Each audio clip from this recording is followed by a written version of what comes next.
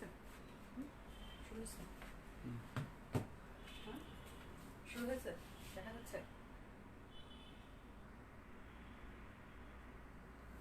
দেখা যাচ্ছে? ঠিক আছে। আসসালামু আলাইকুম, সবাইকে পবিত্র মাহে রমজানের শুভেচ্ছা।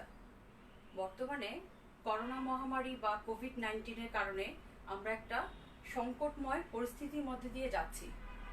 এই অবস্থায় যে এই সংক্রমণ, এই মহামারী আমাদের বিশ্বের অন্যান্য দেশের মতো আমাদের দেশেও সংক্রমণ দেখা দিয়েছে, যার ফলে আমরা দীর্ঘদিন যাবৎ বাসায় আছি। তোমাদের শিক্ষা প্রতিষ্ঠানটা বন্ধ থাকার কারণে তোমাদের পড়ালেখাটা অনেকটুকু বিঘ্নিত হচ্ছে।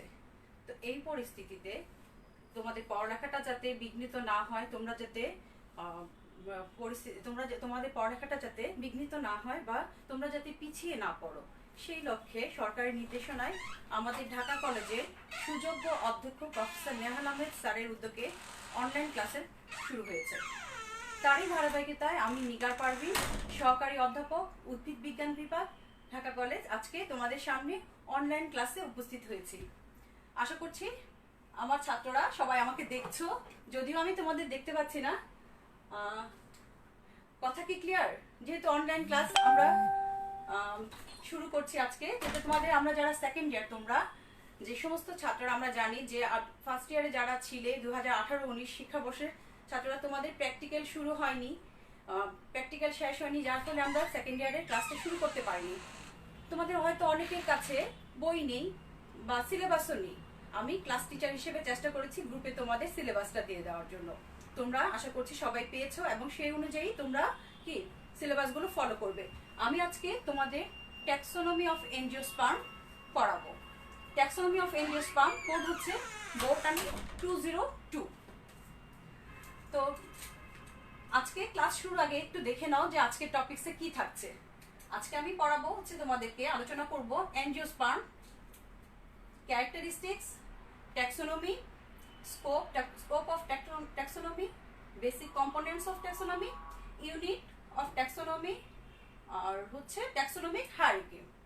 আচ্ছা, তোমরা জানো যে ট্যাক্সোনমি তোমরা বোটানিতে পড়ছো, হ্যাঁ, গাছপালা সম্পর্কে জানো, যদিও ফার্স্ট ইয়ারে ডিরেক্ট ক্লাসের এই বোটানির সাথে ছিলে না, মানে গাছপালা সম্পর্কে তোমরা অতটা জানি। তোমরা পড়েছো কোনটা? লয়ার কিপ্রিগেন্স, তোমরা এলগি পড়েছো, ফানজি পড়েছো।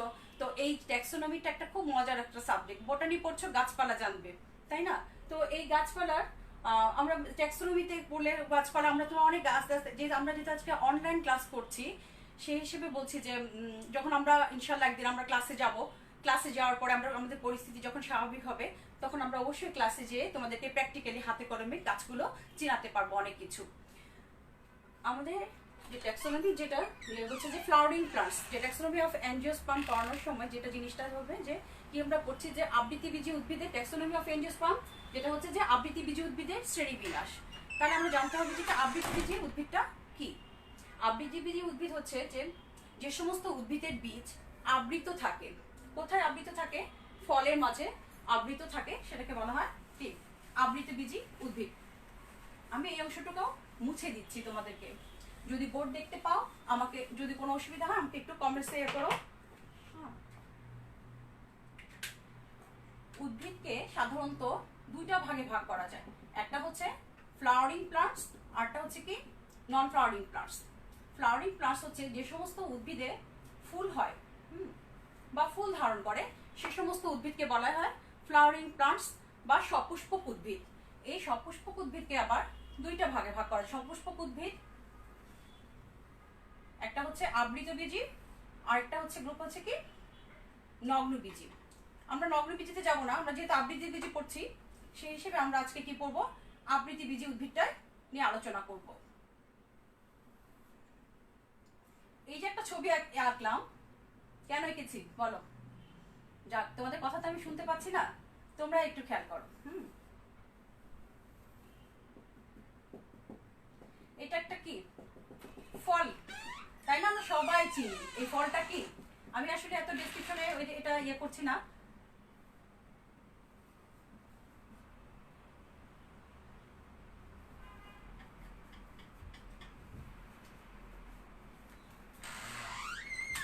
কি বলেছি? যে সপুষ্পক উদ্ভিদ, যে সমস্ত উদ্ভিদে ফুল হয় তাদেরকে বলা হয় সপুষ্পক উদ্ভিদ। এটা দুইটা ভাগে ভাগ করা যায়। এটাকে একটা হচ্ছে জিমনোস্পার্ম, যেটা নগ্নবীজি, আর একটা হচ্ছে কি আবৃতবীজি। আবৃতবীজি উদ্ভিদের কি থাকে, যে সমস্ত উদ্ভিদের বীজটা আবৃত থাকে।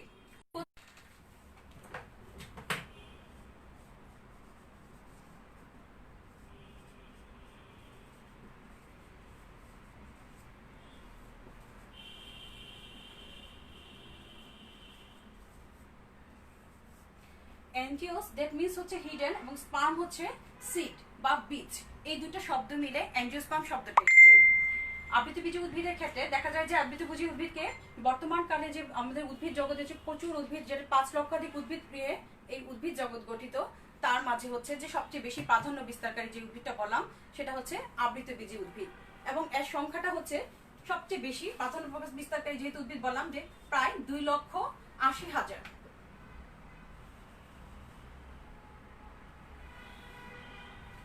2,80,000 প্রজাতি কি আবৃতবীজি উদ্ভিদ রয়েছে।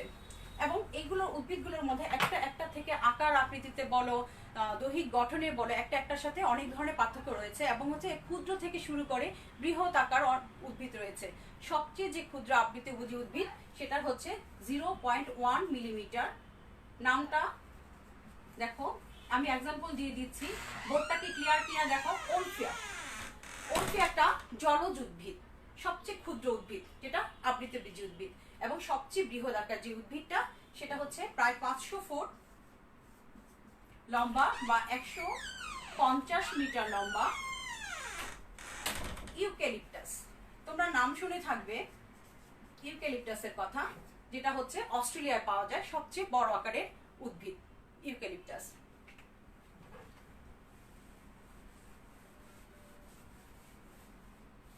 আবৃতবীজি উদ্ভিদকে সাধারণত আমরা জানি যে উদ্ভিদে কি থাকে, মূল, কাণ্ড, পাতা থাকে, এগুলো থাকে, ফুল থাকে, ফল থাকে।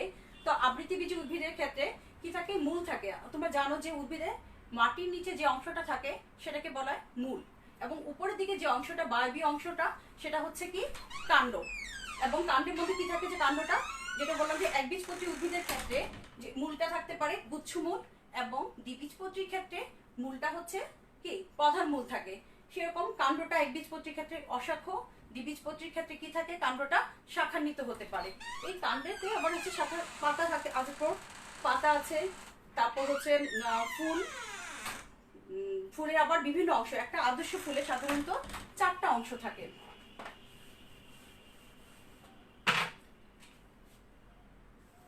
তোমরা কি দেখতে পাচ্ছ? আমি তো আসলে বুঝতে পারছি না যে দেখতে পাচ্ছ কিনা।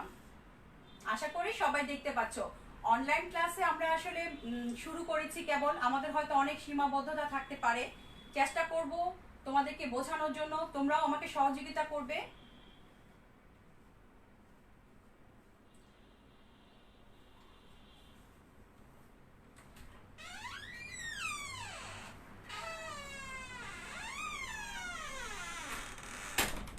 কি বলেছি যে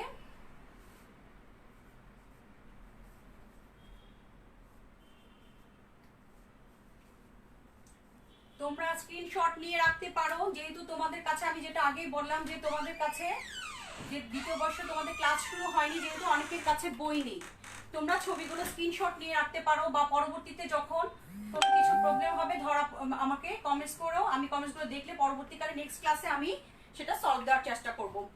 আচ্ছা, কি বলেছি যে আবৃতবীজি উদ্ভিদকে মূল, কাণ্ড, পাতা, এখানে একটা গাছের ছবি দেখতে পাচ্ছ তাই না? আবৃতবীজি উদ্ভিদকে মূল, কাণ্ড, পাতা, ফুল, ফল এগুলো ভাগে ভাগ করা যায়।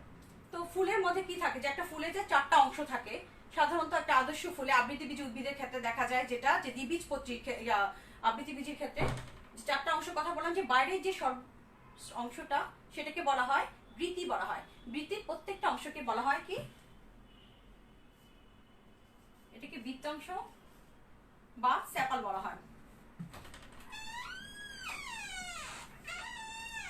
এটা হচ্ছে কি দল, বা আমরা বলতে পারি প্যাটাল। সবচেয়ে বাইরের যে স্তবকটা সেটাকে বলা হয় বৃতি বা বৃতি বলা হয়, এবং বৃতির এক একটা অংশ হচ্ছে সেপাল, এবং হচ্ছে বাইরের যে অংশ পরবর্তী যে সেকেন্ড যে স্তবকটা সেটা হচ্ছে দল বা প্যাটাল বলা হয়, যে অনেকগুলো পাপড়ি যেটা তোমরা জানো। তৃতীয় যে স্তবকটা সেটা হচ্ছে অ্যান্ড্রোসিয়াম বা পুংস্তবক। পুংস্তবকে কি থাকে, যে একটা যে লম্বা দণ্ডের ন্যায় যে ফিলামেন্টটা থাকে এটাকে বলা হয় কি ফিলামেন্ট। দণ্ডের মতো যে অংশটা সেটা হচ্ছে কি ফিলামেন্ট। মাথার যে অংশটা থলির মতো সেটাকে বলা হয় অ্যান্থার। আমার লেখাগুলো হয়তো খুব ছোট দেখা যাচ্ছে, একটু ভালো করে খেয়াল করে দেখো।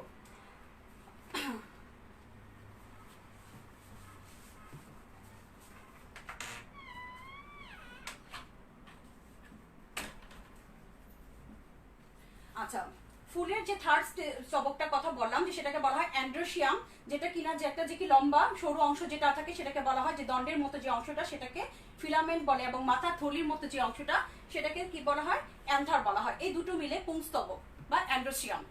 এবং সবচেয়ে ভেতরে যে স্তবকটা সেটাকে বলা হয় গাইনোসিয়াম। সেটাতে কি থাকে যে অনেকগুলো কার্পেল, গর্ভাশয়ের মধ্যে কি থাকে যেটা অংশটা সেটাকে গর্ভপত্র অনেকগুলো মিলে যেটা একটা কার্পেল তৈরি হয়, এবং ভিতরে যে অংশ ওভারির ভিতরে যেটা ডিম্বক থাকে। হ্যাঁ, এই ডিম্বকটা কি গর্ভাশয়ের ভিতরে যে ফল থাকে সেটার মধ্যে আবৃত থাকে, যে গর্ভাশয়ের অমরার সাথে আবৃত থাকে। এবং গর্ভাশয়ের উপরের দিকে যে লম্বা অংশটা সেটাকে বলা হয় স্টাইল বা গর্ভদণ্ড। স্টাইল বা গর্ভদণ্ড। এবং মাথার যে অংশটা থাকে সেটাকে বলা হয় স্টিগমা।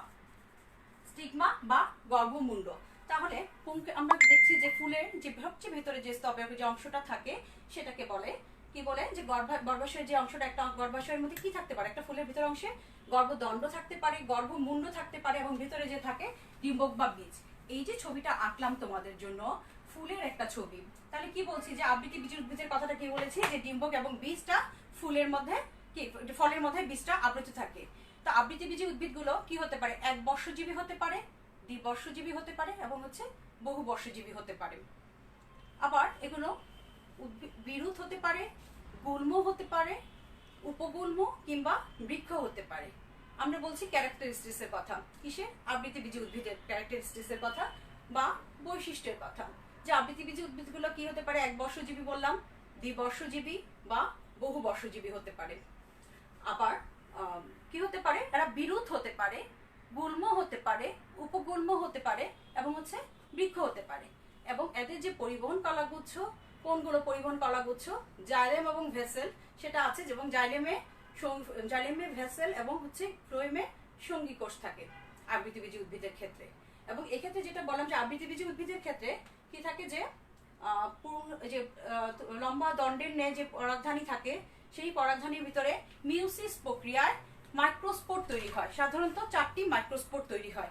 এবং এই যে ডিম্বকের ভিতরে সেখানে যে মেগাস্পোরটা, সেখানেও গর্ভাশয়ের ভিতরে যে ডিম্ব থাকে সেখানে কি হয় যে মেগাস্পোর মিউসিস প্রক্রিয়ায় 4 থেকে 16টি পর্যন্ত মেগাস্পোর তৈরি হতে পারে। হ্যাঁ, অধিকাংশ ক্ষেত্রে দেখা যায় এক নিউক্লিয়ার ভ্রূণথলি দেখা যায়। আচ্ছা, এই যে মেগাস্পোরের কথা বললাম, এখানে যখন পরাগায়নের সময় হয় তখন এই পরাগরেণু যে কি করে গর্ভমুণ্ডে পতিত হয়, সরাসরি পতিত হয় না, কোন একটা বাহকের মাধ্যমে পতিত হয়, যেটা যেহেতু এটা লগ্নবীজের ক্ষেত্রে যদিও সরাসরি পতিত হয়, যে ডিম্বকটা এবং পরাগরেণুটা বা পুংগ্যামেটটা সরাসরি গর্ভমুণ্ডে পতিত হয়। এবং নিষেকের ফলে তৈরি হয় যে জাইগোট, যে জাইগোটটা হয় সেটা হলো ডিপ্লয়েড ভ্রূণ তৈরি হয়। নিষেকের ফলে যে জাইগোটটা সেটা কি হয় বিকশিত হয়, কি হয় যে ডিপ্লয়েড নিউক্লিয়াস তৈরি হয় বা ভ্রূণ তৈরি হয়। অনেক ক্ষেত্রে দ্বিবীজপত্রী উদ্ভিদের ক্ষেত্রে দ্বিনিষেক একটা কি গুরুত্বপূর্ণ বৈশিষ্ট্য। এবং এই যে আবৃতবীজী উদ্ভিদের কথা বললাম যে দ্বিনিষেক দেখা যায় আবৃতবীজী উদ্ভিদের ক্ষেত্রে, অনেক ক্ষেত্রে ত্রিনিষেকও দেখা যায়। তো দ্বিনিষেকটা কি, যখন কিনা একটি পুংগেমেট একটি ডিম্বাণুর সাথে মিলিত হয় তখন সেটাকে বলা হয় দ্বিনিষেক। এর ফলে তৈরি হয় ডিপ্লয়েড কি ভ্রূণ তৈরি হয়। এবং যখন কিনা একটা পুংগেমেট বললাম যে একটা ডিম্বাণুর সাথে মিলিত হয়, আরেকটা পুংগেমেট গৌণ নিউক্লিয়াসের সাথে মিলিত হয়, সেটার ফলে তৈরি হয় যেটাকে বলা হয় ত্রিমিলন, এবং তৈরি হয় অ্যান্ডোস্পার্ম নিউক্লিয়াস। আবৃতবীজী উদ্ভিদগুলোর মধ্যে স্পোরোফাইটটা হচ্ছে স্বাধীন, সম্পূর্ণ এবং দীর্ঘস্থায়ী দশা, আর গ্যামেটোফাইটটা অপেক্ষাকৃত কি স্বল্পস্থায়ী এবং হচ্ছে সংক্ষিপ্ত দশা। আর সবচেয়ে ব্যাপার হচ্ছে যে বললাম যে আবৃতবীজী উদ্ভিদের উৎপত্তির কথা বললাম, যেটা যে আবৃতবীজী উদ্ভিদগুলো হচ্ছে যে সবচেয়ে প্রাধান্য বিস্তারকারী উদ্ভিদ। আজ থেকে প্রায় 12 থেকে 15 কোটি বছর পূর্বে জুরাসিক পিরিয়ডে এই আবৃতবীজী উদ্ভিদের উৎপত্তি হয়েছে বা উদ্ভব হয়েছে। আচ্ছা, আমরা জানলাম আবৃতবীজী উদ্ভিদ। আসো এখন মেইন টপিক যেটা আমরা জানবো যে ট্যাক্সোনমি বা শ্রেণীবিন্যাস। ট্যাক্সোনমি ট্যাক্সিস দ্যাট ইজ হচ্ছে কি অ্যারেঞ্জমেন্ট। তোমরা কি বোর্ড দেখতে পাচ্ছো? আমি আসলে কমেন্টস গুলো দেখতে পাচ্ছি না। আমি আশা করছি আমার স্টুডেন্টরা সবাই কি দেখছো। কারো যদি কোথাও বুঝতে অসুবিধা হয় আমি আবারও বলছি, একটু কমেন্টসে দিয়ে রাখো, আমি নেক্সট ক্লাসে সেটা কারেকশন করে দিব। যেহেতু আমরা অনলাইন ক্লাস ভেরি রিসেন্ট শুরু করেছি, আমাদের এর মধ্যে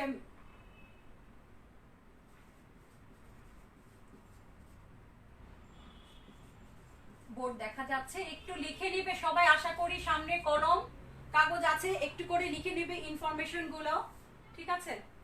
ট্যাক্সিস যেটা হচ্ছে অ্যারেঞ্জমেন্ট এবং হচ্ছে নমস হচ্ছে নলেজ। শ্রেণীবিন্যাস শব্দটা, ট্যাক্সোনমি শব্দটা ফ্রান্সের বিজ্ঞানী বা ফরাসি বিজ্ঞানী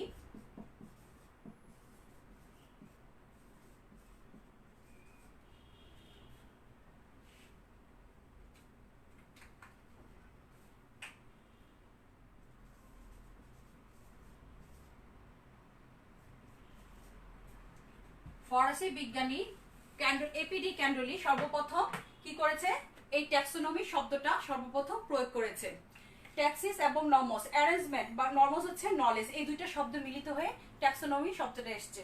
তাহলে ট্যাক্সোনমিটা কি বা প্লান্ট ট্যাক্সোনমিটা? প্লান্ট ট্যাক্সোনমি হচ্ছে জীববিজ্ঞানের এমন একটি শাখা যেখানে উদ্ভিদের পর্যবেক্ষণ, সংগ্রহ, তারপর হচ্ছে শনাক্তকরণ, বিভিন্ন সাদৃশ্য বৈসাদৃশ্যের ভিত্তিতে শ্রেণীকরণ ইত্যাদি বিষয়ে আলোচনা করা হয়। সেটাকে বলা হয় প্লান্ট ট্যাক্সোনমি বা শ্রেণীবিন্যাস তত্ত্ব উদ্ভিদ। তো শ্রেণীবিন্যাস তত্ত্বের সবচেয়ে সুন্দর একটা সংজ্ঞা প্রদান করেছে, দেখো, যে আরবার ক্রম্বি নামক একজন বিজ্ঞানী, বোটানিস্ট বা ট্যাক্সোনমিস্ট, 1983 আরবার ক্রম্বি, উনি কি বলেছে যে বিভিন্ন সাদৃশ্য বৈসাদৃশ্যের ভিত্তিতে জীবের বিজ্ঞান ভিত্তিক যে শ্রেণীবিন্যাস করা হয় সেটাকেই বলা হয় প্লান্ট ট্যাক্সোনমি। আর এই যে ট্যাক্সোনমির কথা বললাম, ট্যাক্সোনমি সবচেয়ে আধুনিক যে সংজ্ঞাটা দিয়েছেন তিনি হচ্ছেন woodland.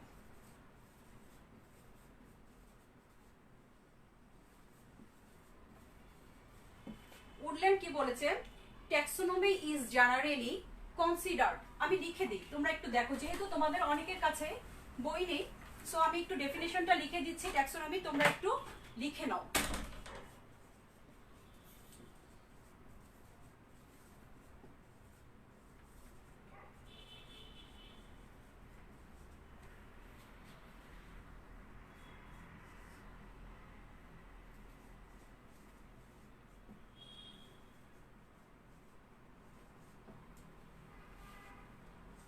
Taxonomy is generally considered the study of classification,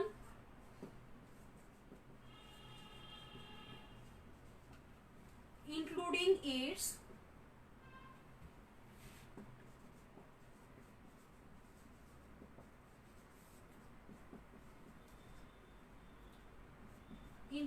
its rules, theory, principles,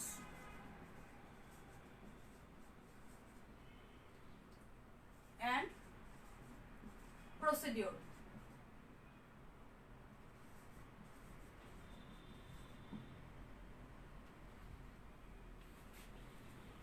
সাধারণ কি লিখেছি দেখো, taxonomy is generally considered the study of classification including its rules, theory, principle and হচ্ছে procedure। কে বলেছে এই সংজ্ঞাটা? কে দিয়েছে? সবচেয়ে আধুনিক যে সংজ্ঞাটা উডল্যান্ড দিয়েছেন 2000 সালে। সাধারণভাবে বলা যায়, মানে অর্থ দাঁড়ায় যে সাধারণভাবে যে ট্যাক্সোনমি হচ্ছে যে শ্রেণীকরণ বিষয়ের পর্যালোচনা, যাতে কি থাকে? শ্রেণীকরণের রুলস মানে কি? নিয়ম, থিওরি, তত্ত্ব, নীতিমালা এবং কার্যপদ্ধতি এর সাথে অন্তর্ভুক্ত, ঠিক আছে?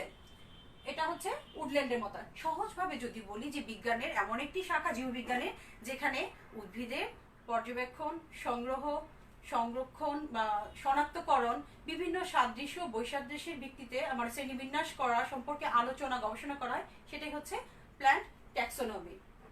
আসো তাহলে প্ল্যান্ট ট্যাক্সোনমি বললাম, এখন plant taxonomy, father of taxonomy কাকে বলে? ক্যারোলাস লিনিয়াস, সুইডিশ বিজ্ঞানী। তোমরা সবাই নাম শুনেছো, শুনে থাকবে যে ক্যারোলাস লিনিয়াস, যাকে দ্বিপদ নামকরণের প্রবর্তক বলা হয়, সেই ক্যারোলাস লিনিয়াস শ্রেণীবিন্যাস তত্ত্বের জনক, প্ল্যান্ট ট্যাক্সোনমি জনক বলা হয়। আমাদের নেক্সট এখন আসো যে শ্রেণীবিন্যাস, এই যে বললাম শ্রেণীবিন্যাসের কথা বললাম, তোমরা বুঝতেই পারছো শ্রেণীবিন্যাসের ব্যাপ্তি অনেক। তার স্কোপটা কি? স্কোপ বা পরিধি বলতে বা ব্যাপ্তি বলতে বোঝায় যে এটার গুরুত্বটা অনেকটা নির্ভর করে যে বিজ্ঞানের একটি জীববিজ্ঞানের একটি প্রাচীন শাখা বা মাদার ব্রাঞ্চ বলা হয় ট্যাক্সোনমিকে। দেখা গেছে যে ট্যাক্সোনমি কোনো একটা উদ্ভিদকে জানতে হলে বা কোনো কিছু উদ্ভিদ বিজ্ঞান শ্রেণীবিন্যাসের জ্ঞান ছাড়া সাধারণত উদ্ভিদকে শনাক্তকরণ করা যায় না, বা বিজ্ঞানের যে কোনো শাখার ক্ষেত্রে দেখা যায় যে শ্রেণীবিন্যাসের জ্ঞানটা কি অপরিহার্য, যে শ্রেণীবিন্যাস জানা না থাকলে সেই সম্পর্কে বা সেই গ্রুপকে জানা যায় না। সেই তেমনই ভাবে যে বিজ্ঞানের যে অন্যান্য যে শাখাগুলো আছে, যেমন হচ্ছে সাইটোলজি, ইকোলজি, এমব্রায়োলজি, পেলিনোলজি, বায়োকেমিস্ট্রি, হ্যাঁ, ইভলিউশন, এইগুলো সাবজেক্টের সাথে এই বিজ্ঞানের এই শাখাগুলোর সাথে ট্যাক্সোনমির একটা ঘনিষ্ঠ সম্পর্ক রয়েছে। আবার দেখা যায় যে যখন কোনো ক্ষেত্রে, বিশেষ করে জাতিজনিক ক্ষেত্রে শ্রেণীবিন্যাসের ক্ষেত্রে আমরা দেখবো যে দেখা যায় যে শ্রেণীবিন্যাসের ক্ষেত্রে যে সমস্যা, যখন কোনো ক্ষেত্রে যে কোনো বৈশিষ্ট্য দ্বারা, স্বাভাবিক প্রচলিত বৈশিষ্ট্য দ্বারা কোনো ট্যাক্সনকে শনাক্ত করা যায় না, সেক্ষেত্রে বিজ্ঞানের এই যে শাখাগুলোর নাম বললাম, যে সাইটোলজি বা কোষবিদ্যার জ্ঞানকে কাজে লাগিয়ে সাইটোট্যাক্সোনমিতে কাজে লাগানো হয়।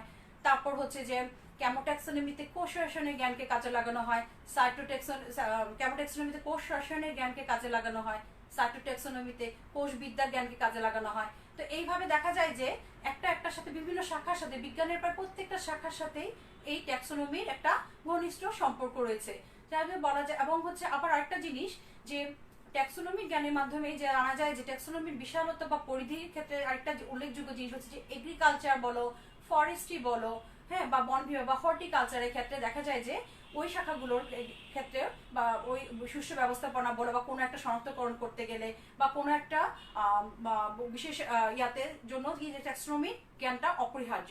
যেমন কিনা একটা এক্সাম্পল দিই তোমাদের, যেটা হচ্ছে যে আমরা জানতে পারি ট্যাক্সোনমি উদ্ভিদ বর্তমানে ভেষজ বা হার্বাল যেটা বেশ গ্রহণযোগ্যতা পাচ্ছে দিন দিন, যে ট্যাক্সোনমিক জ্ঞানের মাধ্যমে আমরা দেখা যায় যে যার জন্য কি ফার্মাকোলজিস্টরা বলো বা হার্বাল ওষুধ যেটা ফার্মাকোগনোসিতে দেখা যায় যে উদ্ভিদের ক্ষেত্রে যে অনেক গুরুত্বপূর্ণ বা ঔষধি উদ্ভিদের গুণাগুণ সম্পর্কে জানা যায় এই ট্যাক্সোনমিক জ্ঞানের সাহায্যে। দেখা যায় যে অনেক সমস্যার সমাধানের জন্য ট্যাক্সোনমিক জ্ঞানটা প্রয়োজন। বিভিন্ন দেখা যায় যে একটার সাথে রিলেটেড, এর ব্যাপ্তিটা আসলে অনেক বিশাল, যে কোনো কিছু তুমি জানতে গেলে তার কি শ্রেণীবিন্যাসের মাধ্যমে কি হয় যে একটা শনাক্ত করা যায় উদ্ভিদকে, বা কোনো একটা অজানা উদ্ভিদ বলো বা কোনো একটা কিছুকে বৈশিষ্ট্য ডেসক্রিপশনের ক্ষেত্রে বলো বা শনাক্তকরণের কথা বলো বা কোনো একটা নির্দিষ্ট গ্রুপে অন্তর্ভুক্ত করা, সেটা একমাত্র শ্রেণীবিন্যাসের মাধ্যমে সম্ভব।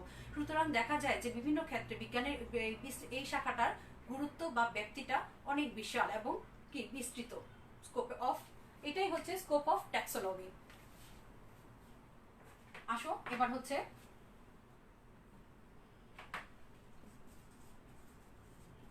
আমি চেষ্টা করছি যে সিলেবাসে যেগুলো আছে ধারাবাহিকভাবে আমি সিলেবাসে নাম্বার 1 বা 1 নম্বর টপিকটাতে যে কন্টেন্টগুলো আছে আমি আজকে তোমাদেরকে সেগুলোই দেখাচ্ছি। তোমরা প্লিজ একটু নোট ডাউন করে নিও।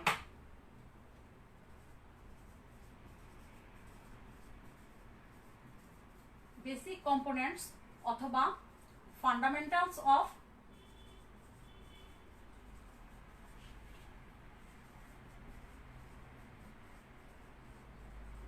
ট্যাক্সোনমি। বেসিক কম্পোনেন্টস বা ফান্ডামেন্টালস অফ ট্যাক্সোনমি যেটা হচ্ছে কি শ্রেণীবিন্যাসের মূল স্তম্ভ বা মূল নীতি কি বা কিসের ভিত্তিতে শ্রেণীবিন্যাসটা করা হয়। সাধারণত 4টা বিশেষ বৈশিষ্ট্যের ভিত্তিতে শ্রেণীবিন্যাস করা হয়, যেগুলোকে বলা হয় যে বেসিক কম্পোনেন্টস বা ফান্ডামেন্টালস অফ ট্যাক্সোনমি। আমি একটা দেখো রেখাচিত্রের মতো আছি, তোমরা একটু স্ক্রিনশট নিতে পারো বা কি এঁকে রাখতে পারো।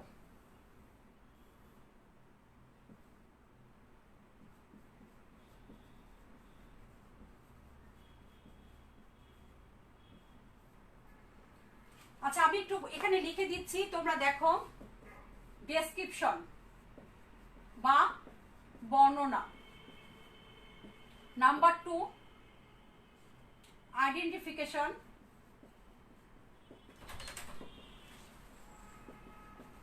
বা শনাক্তকরণ, নাম্বার 3 হচ্ছে নোমেনক্লেচার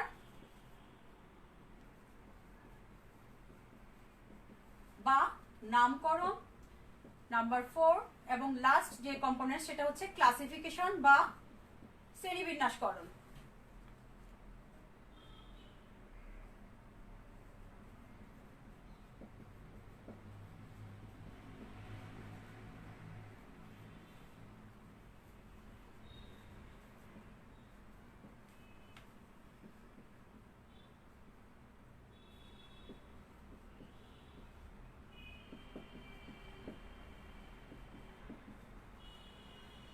আচ্ছা, আবার বলছি, দেখো বেসিক কম্পোনেন্টস বা fundamentals of taxonomy.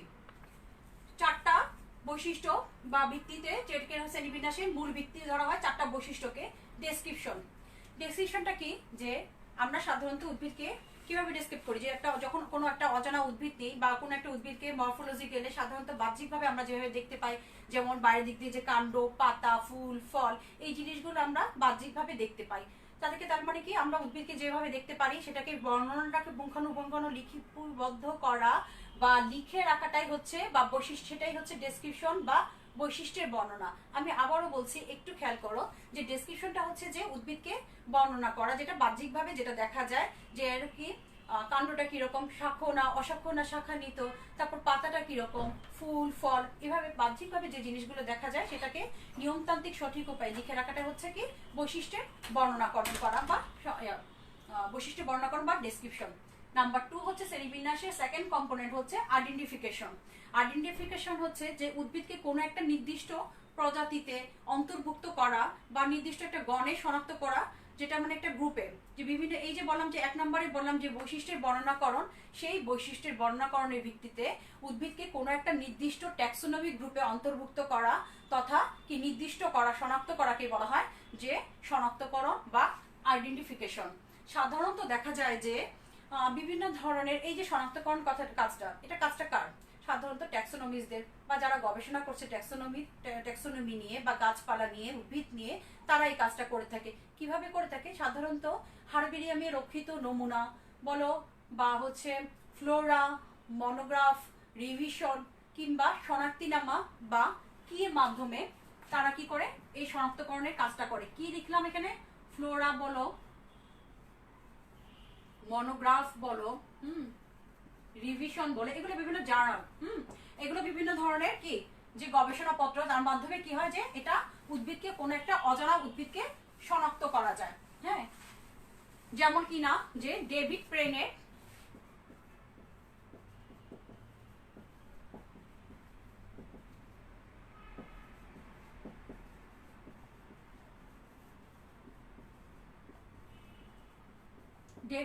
Bengal plants, হুকারের ফ্লোরা অফ ব্রিটিশ ইন্ডিয়া।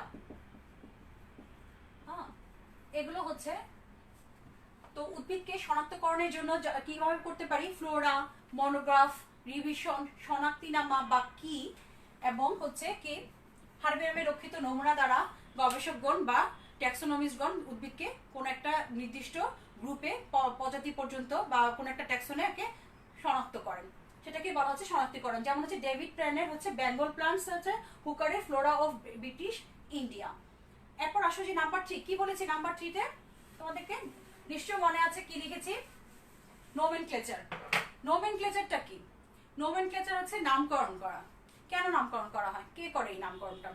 উদ্ভিদকে সাধারণত দেখা যায় যে কোনো একটা উদ্ভিদকে একটা নির্দিষ্ট আন্তর্জাতিক নিয়ম অনুসারে, সেটা হচ্ছে ICBN বা international code of botanical nomenclature, যদিও বর্তমানে সেটা ICN হয়েছে, সেই ক্লাসটা আরেকদিন নিব সে ব্যাপারে। জাস্ট আজকের জন্য যেটুকু, ICBN এর নির্দেশনা অনুযায়ী উদ্ভিদকে একটা আন্তর্জাতিক স্বীকৃত একটা নাম দেওয়া হয়ে থাকে, যে নামে তাকে সারা পৃথিবীর মানুষ উদ্ভিদকে চিনবে। আগেই বলেছি যে বিশাল উদ্ভিদ জগৎ, প্রায় 5 লক্ষাধিক উদ্ভিদ জগৎ কারো পক্ষে কি জানা সম্ভব নয়। এক কারণ হচ্ছে অঞ্চল ভিত্তিক পার্থক্য আছে, ভাষা ভিত্তিক পার্থক্য আছে, বিভিন্ন দেশে এক এক জায়গায় আবার বা এক দেশের মধ্যেই বিভিন্ন জায়গার বিভিন্ন ভাষাগত অঞ্চল ভিত্তিক বিভিন্ন তারতম্যের কারণে ভাষাভাষী বলো তার অঞ্চল ভিত্তিক বলো বা আদার্স কারণে কি হয় যে উদ্ভিদকে শনাক্তকরণ করাটা বা নামকরণ করার পরে যে নামকরণ করা হয় যে সেটা কিসের জন্য, যে একটা নির্দিষ্ট নাম দেওয়া হয় যাতে কি কোনো রকম একটা উদ্ভিদের একটা নির্দিষ্ট নাম যদি দেওয়া থাকে তাহলে সারা পৃথিবীর সব মানুষ তাকে সেইভাবে চিনতে পারবে। সেই লক্ষ্যে উদ্ভিদকে একটা দুইটা পদ দ্বারা গঠিত যে নাম, সে একটা নাম দেওয়া হয়। প্রথম অংশটা জেনাস এবং পরের অংশটা তোমরা জানো যে কি থাকে, স্পেসিস দেওয়া থাকে। যে আইসিবিএম এর কাজ হচ্ছে কি উদ্ভিদের নাম প্রদান করা। নামকরণ হচ্ছে শ্রেণীবিন্যাসের একটা গুরুত্বপূর্ণ মূলনীতি, যেটা কি কাজ হচ্ছে উদ্ভিদকে একটা স্বীকৃত আন্তর্জাতিক নিয়ম অনুসারে স্বীকৃত একটা নামকরণ করা হয়ে থাকে, নাম দেওয়া। তারপর আসো পরবর্তীটা 4 নম্বর যে ধাপটা, সেটা হচ্ছে ক্লাসিফিকেশন। ক্লাসিফিকেশন হচ্ছে যে এই শ্রেণীবিন্যাসে বা ট্যাক্সোনমির একটা গুরুত্বপূর্ণ ধাপ বা মূলনীতি। কি করে এটাতে ক্লাসিফিকেশনে? ক্লাসিফিকেশন হচ্ছে যে এই যে উদ্ভিদকে কি করলাম, যে বৈশিষ্ট্যের বর্ণনা বললাম, শনাক্তকরণ করলাম, নামকরণ করলাম, তারপর কি করা হবে, এটাকে নিয়ম অনুসারে আন্তর্জাতিক নিয়ম অনুসারে স্বীকৃত বিভাগ, শ্রেণী, বর্গ, গোত্র, গণ, প্রজাতি এইভাবে ভাগ করাকে সুনির্দিষ্টভাবে সুশৃঙ্খলভাবে বিভিন্ন বৈশিষ্ট্যের সাদৃশ্য এবং বৈসাদৃশ্যের বিভাগ ভিত্তিতে এই যে ভাগগুলো করা হলো সেটাকে বলা হয় ক্লাসিফিকেশন। তাহলে আমরা কি পেলাম, যে শ্রেণীবিন্যাসের বেসিক কম্পোনেন্টসে পেয়েছি যে বা ফান্ডামেন্টালস অফ ট্যাক্সোনমিতে পেয়েছি যে শ্রেণীবিন্যাসের 4টি মৌলস্তম্ভ, ডেসক্রিপশন, আইডেন্টিফিকেশন, নোমেনক্লেচার এন্ড হচ্ছে ক্লাসিফিকেশন। এবার আসো যে তাহলে ক্লাসিফিকেশন নেক্সট টপিকস হচ্ছে ট্যাক্সোনমিক ইউনিট। তাহলে কি ট্যাক্সোনমিক ইউনিট? এই যে বললাম ক্লাসিফিকেশনের সময় বিভাগ, শ্রেণী, বর্গ, গোত্র, গণ, প্রজাতি, এটা যদিও নিম্নক্রমে এই যে উদ্ভিদকে বিভিন্নভাবে সুশৃঙ্খলভাবে সম্পর্কের ভিত্তিতে বিভাগ, শ্রেণী, বর্গ, গোত্র, গণ, প্রজাতি ইত্যাদিকে ভাগ করাতেই বলা হয় যে ট্যাক্সোনমিক ইউনিট বা শ্রেণীবিন্যাসের শ্রেণীবিন্যাসকরণ। এবং শ্রেণীবিন্যাসের এই যে ধাপগুলো সেটাকে বলা হয় শ্রেণীবিন্যাসের একক। এই যে ধাপগুলো যেটা বললাম যে এক একটা ধাপ সেটা হচ্ছে কি শ্রেণীবিন্যাসের এক একটা একক। কোনগুলো? এটা যে সমস্ত উদ্ভিদ জগতে যেটা আমরা বলি যে উদ্ভিদ জগৎ যেটা সেটা হচ্ছে প্ল্যান্টিং, তারপর হচ্ছে বিভাগ, কি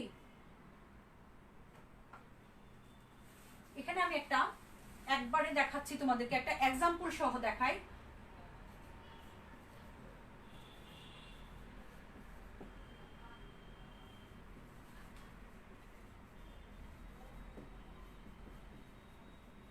ম্যাগনোলিয়া গ্ল্যান্ডিফোরা একটা আবৃতবীজী উদ্ভিদ।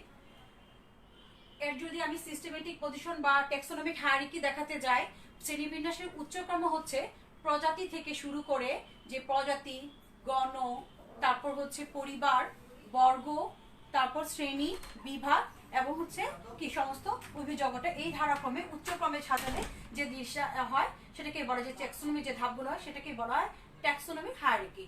এখানে দেখো যে ম্যাগনোলিয়া গ্ল্যান্ডিফ্লোরা একটা উদ্ভিদ, সেটাকে যদি আমি করি যেটা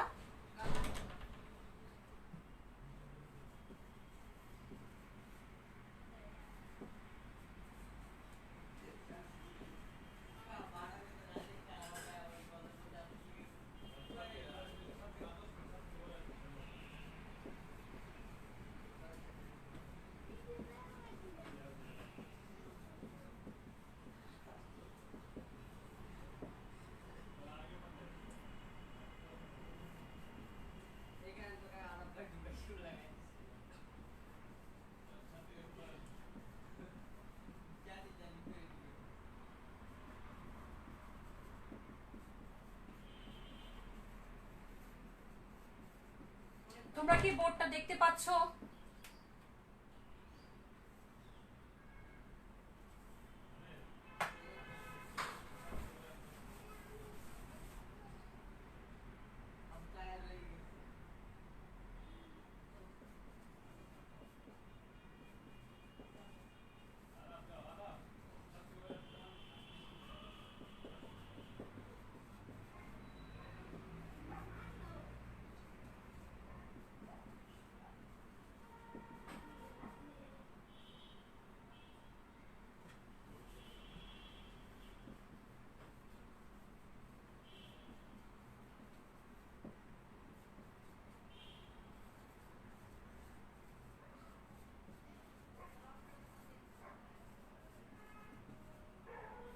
আচ্ছা, ম্যাগনোলিয়া গ্র্যান্ডিফ্লোরা একটা উদ্ভিদ যেটার বাংলা নাম হচ্ছে উদোৎপত্ত। ট্যাক্সোনমিক হায়ারার্কি, এটা দেখো যে এটা কিভাবে এটা শ্রেণীবিন্যাসের স্তরগুলো, সেটা হচ্ছে যে প্লান্ট কিংডম, এটা হচ্ছে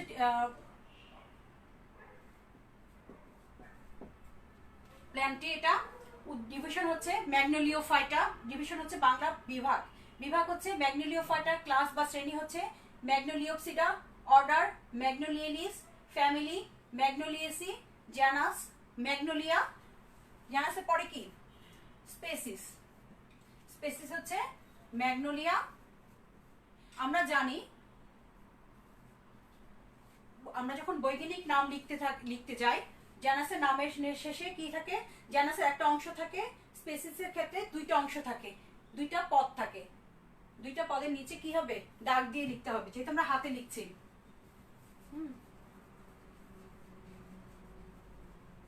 ম্যাগনোলিয়া গ্র্যান্ডিফ্লোরা। তো এখানে দেখো যে একটা জিনিস, যে সাধারণত ট্যাক্সোনমির ক্ষেত্রে, যে শ্রেণীবিন্যাসের ক্ষেত্রে যে এক একটা ধাপ বললাম, যে 7টা ধাপ বললাম, সেই ধাপগুলোকে বলা হয়, এক একটা ধাপকে ট্যাক্সন বলা হয়। প্রজাতি হচ্ছে শ্রেণীবিন্যাসের একটা সর্বশেষ ধাপ, এটাকে শ্রেণীবিন্যাসের মৌলিক ধাপও বলা যায়। আর একটা জিনিস, যে ট্যাক্সোনমি এই যে শ্রেণীবিন্যাস করলাম বা স্তর বিন্যাস করলাম, এটা সুফিক্স কি, প্রত্যেকটা আলাদা করে সাফিক্স থাকে, যেটা মনে হচ্ছে বিভাগের নামের শেষে সর্বদাই কি হবে, ফাইটা শেষ হবে। এটা আন্তর্জাতিক নিয়ম অনুসারে গঠিত, যে শ্রেণীবিন্যাসের ক্ষেত্রে বিভাগের নাম শেষ হয়েছে কিসে, ফাইটাতে, যেমন হচ্ছে ম্যাগনোলিওফাইটা। শ্রেণীর নামের শেষে অপসিডাতে শেষ হয়েছে, যেমন লিলিওপসিডা, ম্যাগনোলিওপসিডা, এরকম ক্লাসের নামের শেষে অপসিডাতে শেষ হয়েছে, এবং এই সাফিক্সটা সবসময় স্বীকৃত আন্তর্জাতিকভাবে। আবার দেখো যে বর্গের নামের শেষে, অর্ডার বা বর্গের নামের শেষে এলিস রয়েছে, যেমন ম্যাগনোলিয়ালিস, লিলিয়েলিস, মালভেলিস, এরকম পোয়েলিস, অর্কিডেলিস, এরকম প্রত্যেকটা বর্গের নামের শেষে সাফিক্স হিসেবে ইউজ হয়, কিন্তু এলিসে শেষ হয়। এরপর আসো ফ্যামিলির ক্ষেত্রে। ফ্যামিলির ক্ষেত্রে নামটা সর্বদা কিসে শেষ হবে, এসিতে শেষ হবে, ঠিক আছে।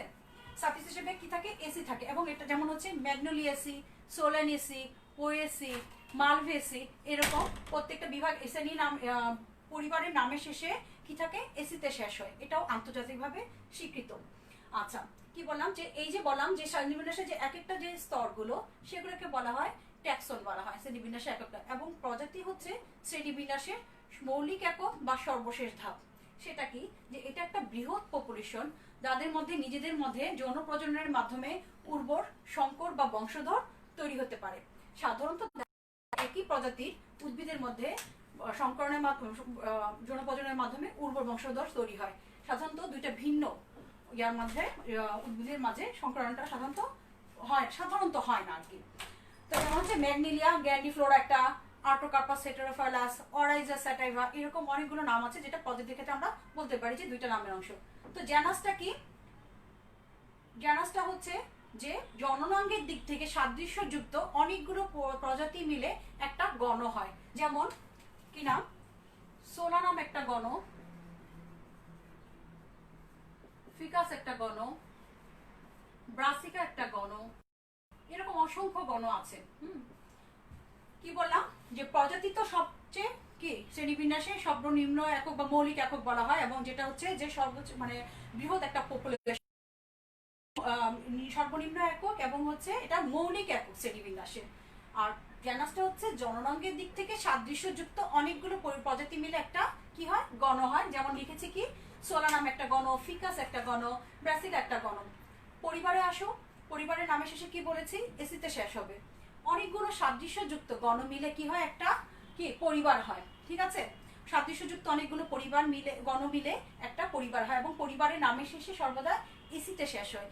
যেমন আগে বলেছি যে সোলানেসি, মালভেসি, পোয়েসি, ম্যাগনোলিয়াসি, এরকম।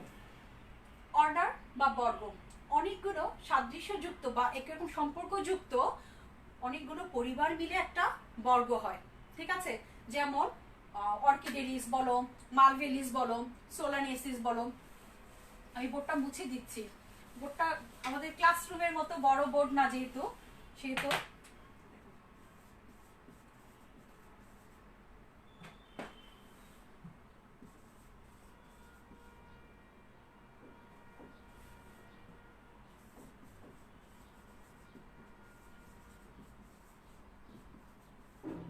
আমি চাচ্ছিলাম যে নামগুলো লিখিনি সেগুলো লিখতে।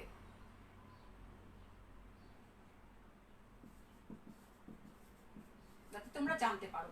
আচ্ছা, কি বললাম যে অনেকগুলো সাদৃশ্যযুক্ত পরিবার মিলে একটা বর্গ হয়, বর্গের নামের শেষে সর্বদা যেমন অর্কিডেলিস, মার্ভেলিস, লিলিয়েলিস এরকম।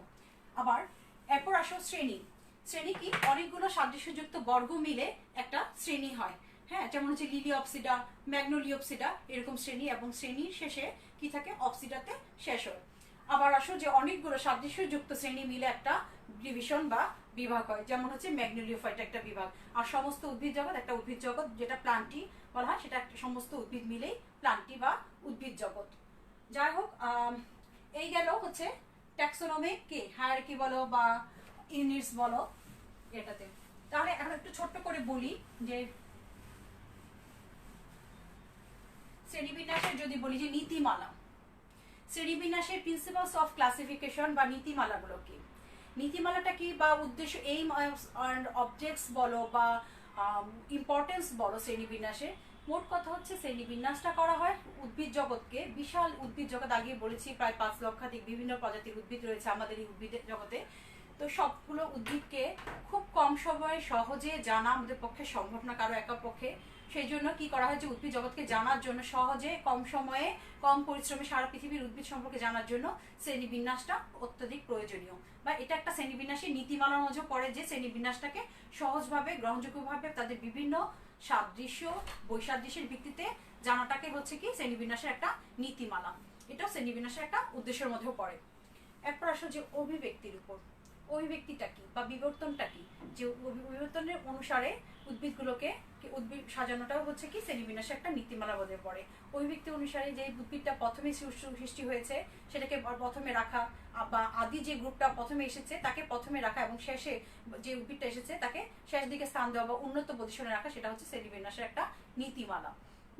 এরপর আসো যে শ্রেণীবিন্যাসগুলোকে যে এমনভাবে শ্রেণীবিন্যাস করা হবে যাতে যে সাধারণত সাদৃশ্যযুক্ত বা একই রকম সম্পর্কযুক্ত উদ্ভিদগুলো একই সাথে থাকবে, এবং একটা গ্রুপ থেকে আরেকটা গ্রুপের উদ্ভিদগুলো সুস্পষ্ট পার্থক্য মণ্ডিত থাকবে। এটাও শ্রেণীবিন্যাসের একটা নীতিমালা। শ্রেণীবিন্যাসের নীতিমালার ক্ষেত্রে গুরুত্ব দেওয়া হয় অঙ্গসংস্থানিক বা মরফোলজিক্যাল বৈশিষ্ট্য। সাধারণত আমরা বাহ্যিকভাবে যে বৈশিষ্ট্যগুলো দেখি সেগুলো হচ্ছে কি মরফোলজিক্যাল বৈশিষ্ট্য। এছাড়াও শ্রেণীবিন্যাসের ক্ষেত্রে মরফোলজিক্যাল বৈশিষ্ট্যগুলো ছাড়াও কোষবিদ্যার জ্ঞান, সাইটোলজি বলো, পেলিনোলজি বলো, ইকোলজি, ট্যাক্সোনমি বলো, ক্রোমোজোমের বৈশিষ্ট্য বা সাইটোট্যাক্সোনমি, পেলিনোলজি, এগুলো বিভিন্ন ধরনের জ্ঞানকে, অন্যান্য শাখার জ্ঞানকে শ্রেণীবিন্যাসে ব্যবহার করা যাবে। এটা শ্রেণীবিন্যাসের নীতিমালার মধ্যে পড়ে। আরেকটা যেটা যে বেসি, তাত্তাজান, কনকুইস্ট, এই প্রমুখ আধুনিক বিজ্ঞানী শ্রেণীবিন্যাস বিজ্ঞান শ্রেণীবিন্যাসে যে বৈশিষ্ট্যগুলোকে আদি এবং উন্নত ধরেছেন সেগুলোও শ্রেণীবিন্যাসে ব্যবহার করা হয়। সেটা শ্রেণীবিন্যাসের একটা মূলনীতি। ঠিক আছে। এরপর আসো যে শ্রেণীবিন্যাসে আরেকটা যেটা হচ্ছে যে সহজে, যেটা মেইন পয়েন্ট, যেটা যে সহজে এবং গ্রহণযোগ্যভাবে শ্রেণীবিন্যাস করা। এক্ষেত্রে আবার আরেকটা জিনিস যে হোমোলোগাস যে বৈশিষ্ট্যগুলো আছে বা হচ্ছে অ্যানালগাস বৈশিষ্ট্য, সমবৃত্তীয় বৈশিষ্ট্য বা হচ্ছে সমান্তরাল বৈশিষ্ট্য, সেগুলোকেও শ্রেণীবিন্যাসে গুরুত্ব দেওয়া হয়। মোট কথা হচ্ছে শ্রেণীবিন্যাসের নীতিমালাটা হচ্ছে যে এমনভাবে শ্রেণীবিন্যাস করা হবে যাতে সহজেই সবাই এই শ্রেণীবিন্যাস সম্পর্কে জানতে পারে, বুঝতে পারে। ঠিক আছে, যে গ্রহণযোগ্যভাবে শ্রেণীবিন্যাস সম্পর্কে জানাটাই হলো, সবাইকে জানানোটাই হচ্ছে শ্রেণীবিন্যাসের মূল নীতিমালা, যে উদ্ভিদ সম্পর্কে জানানো।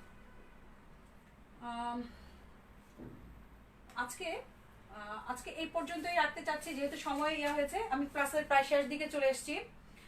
তোমাদেরকে ছোট্ট করে আবার বলছি যে ক্লাস রিভিউতে আমি আজকে ক্লাসে যা পড়িয়েছি, এনজিওস্পার্ম আমরা আবৃত্তি জেনেছি। আশা করছি যে আমরা যখন এখন আমরা আসলে ট্যাক্সোনমিটা প্র্যাকটিক্যালি করার কথা, হাতে কলমে দেখে করলে তোমরা আরো মনোযোগ দিয়ে করতে পারবে এবং তোমরা আরো ভালো করে বুঝতে পারবে। একটা অনলাইন ক্লাস আমরা কিন্তু তোমরা ওইভাবে এক্সট্রু ছিল না, আমরাও জানা, আমরা হয়তো কতটুকু দিতে পেরেছি ক্লাসে আমি জানি না। আমি চেষ্টা করবো আন্তরিকভাবে যে নেক্সট ক্লাসে তোমরা যে কোনো যদি ল্যাকেজ থেকে তোমাদের কোনো কিছু বুঝতে অসুবিধা হলে তোমরা কমেন্টসে আমাকে জানাবে, আমি নেক্সট ক্লাসে সেগুলো কারেকশন করে দেওয়ার চেষ্টা করব। আরেকটা জিনিস যেটা যে আমি যে পড়াগুলো পড়িয়েছি সেগুলো তোমরা বইয়ের কোন পেজে, আমি তোমাদেরকে সিলেবাস, ক্লাস টিচার হিসেবে সিলেবাস তোমাদের গ্রুপে দিয়ে দিয়েছি। তোমরা সিলেবাসগুলো ফলো করো। আমি জানি এই কথাটা বলার কারণ হচ্ছে তোমাদের অনেকের কাছে বই নেই, তোমাদের যদি কোনো অসুবিধা থাকে সেক্ষেত্রে তোমরা আমাকে সরাসরি ফোনে কথা বলতে পারো, বা আমার গ্রুপে মেসেজ করে দিলে আমি তোমাদেরকে চেষ্টা করব যথাসাধ্য তোমাদেরকে এই পড়াগুলো দেওয়ার জন্য। ঠিক আছে, কোথাও কোনো জায়গায় বুঝতে অসুবিধা হলে আমাকে জানাবে। আর যেটা বলছি যে ক্লাস রিভিউ করার কথা, আগে যে আমি বললাম যে আজকে এনজিওস্পাম পড়িয়েছি, তারপর হচ্ছে এনজিওস্পামের বৈশিষ্ট্য পড়িয়েছি, ট্যাক্সোনমি পড়িয়েছি, ট্যাক্সোনমি ইউনিট পড়িয়েছি। এটা একেবারে সিলেবাসের ফার্স্ট টপিক থেকে পড়িয়েছি। তোমরা অবশ্যই এই চ্যাপ্টারগুলো থেকে পড়া, পরীক্ষার জন্য অবশ্যই প্রশ্ন আসে এবং তোমরা সেটা ফলো করবে। ঠিক আছে, যে আর প্রত্যেকটা এরপর আমরা এই যে অনলাইন ক্লাস শুরু হয়েছে, ধারাবাহিকভাবে অনলাইন ক্লাস শুরু করতে তোমরা যে যতদিন পর্যন্ত না পরিস্থিতি স্বাভাবিক হয়, শিক্ষা প্রতিষ্ঠান খুলে যায়, ততদিন পর্যন্ত আমরা এভাবে হয়তো ক্লাস চালিয়ে নিব, অনলাইন ক্লাসগুলো। আমরা চেষ্টা করবো আন্তরিকভাবে তোমাদের কতটুকু তোমাদের যাতে উপকারে আসে ক্লাসগুলো, তোমরা সেই অনুযায়ী তোমরাও চেষ্টা করবে, তোমরা আমাদেরকে সহযোগিতা করবে আমাদের ক্লাস। আমরা তোমাদের সাথে আছি সবকিছুতে। আবার যেটা একটা লাস্ট কথা, যেটা বর্তমান করোনা মহামারীর জন্য আমরা সবাই যেহেতু বাসায় আছি, বাসায় থাকবো, সুস্থ থাকার জন্য যেটা স্বাস্থ্যবিধি মেনে নেওয়ার কথা অনুযায়ী, যেটা যে আমরা যদি বাসায় থাকি প্রতি 2 ঘন্টা অন্তর একবার অন্তত সাবান দিয়ে হাত ধোবো। কেন? নিজের সেফটির জন্য, পরিবারের সেফটির জন্য। আর হচ্ছে সবাই সবার জন্য দোয়া করবে। সবাই ভালো থাকো, সবাইকে অনেক শুভেচ্ছা, সবার জন্য দোয়া, তোমরাও আমার জন্য দোয়া করবে। আল্লাহ হাফিজ।